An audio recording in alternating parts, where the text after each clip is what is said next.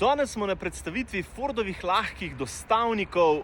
Celoten range se je zdaj elektrificiral, to pomeni električni in plug-in hibridi, ampak tle pa še ena stvar, ki je meni še bolj vzela pozornost. Ne samo dostavniki, tudi Ranger ima zdaj po novem dve odprtini za tankanje, oziroma una je za tankat, tale pa za filat. Rangerja z opremo Wildtrak lahko zdaj dobite tudi kot priključnega hibrida, kar pa pomeni, da se tlele pod pokrovom skriva 2,3 litrski EcoBoost in pa seveda tudi elektromotor, ki je nameščen takoj pred menjalnikom, kar pa pomeni, da štirikolesni pogon ostaja še vedno stalen in njegove sposobnosti za plezanje nedotaknjene.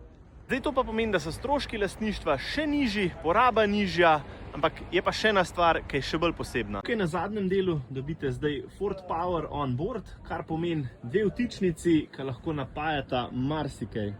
Tako da, če imate podjetje, pa kakšna orodja, ki jih rabite uporabljati na delovišču, pa tam ni nujno, da je elektrika, jih lahko zdaj napaja tale Ranger, kar pa pomeni, da vam vse skupaj res olajša in ne rabite sabo voziti kakšnega agregata, ki bo povzročal hrup, ampak vse to lepo, tiho in elegantno opravi tale Ranger.